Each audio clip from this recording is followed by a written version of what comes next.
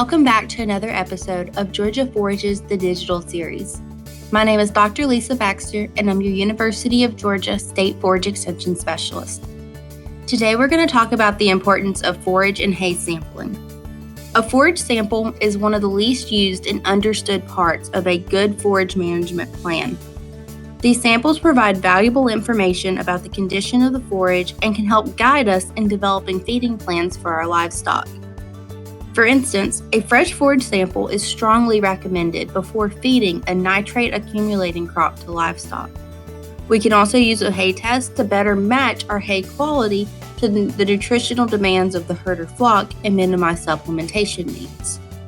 These forage tests are the most valuable tool that we often have available as a producer, especially in challenging years. But a forage analysis is only as good as the sample we collect. So for best results, we need to collect a representative sample using these following procedures. To take a forage tissue sample, we will need a pair of scissors, a heavy paper envelope, and a plant sample submission form. We need to collect 40 or 50 samples from random locations around the field.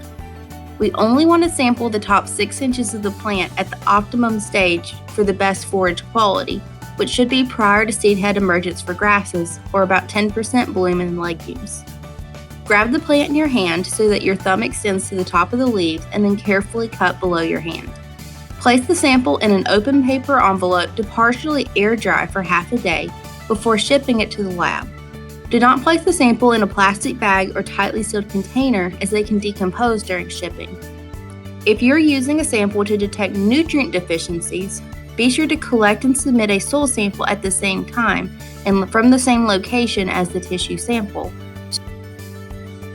When we're taking a hay sample, we will need a hay coring probe, possibly a drill depending on the type of the hay core that we're using, a clean bag or bucket, and a sample submission form. We want to use a hay coring probe to collect 15 to 20 random cores from each lot of hay. Do not take a grab sample because this only represents 1 to 2 locations within the field and doesn't represent the entire lot. We define a lot of hay as the hay that's grown under the same conditions, harvested from the same field, and baled on the same day under similar baling conditions. Insert the hay probe on the side of the bale, coring towards the center so you cross several windrows. Do not sample on the cut side of the bales, because this only represents 1 to 2 windrows and again doesn't represent the entire field and lot of hay. When you remove the hay probe, empty the contents into a clean container, such as a bucket or bag. Mix the material thoroughly to decrease bias and then pour in enough sample to fill a 1-quart plastic bag. For best results, keep the sample in a cool, dry place prior to mailing to the lab. Forage quality can decline over time when in storage, especially if the bales have been stored outside or directly on the ground. You may need to submit an additional hay sample prior to feeding if the hay has not been stored in a barn, because the original forage test may not accurately represent the hay that's being fed to the animals later this year. There are many different hay coring probes available commercially, or you may choose to have one custom built. Each type of hay core has its pros and cons. So consider factors such as ease of use and core removal, availability of spare parts or sharpening options, the length and diameter of the core, and durability. Some common examples are seen here. The first is a Colorado-style hay probe. This collects multiple cores into the canister, but is manually powered and must be pushed into the bale.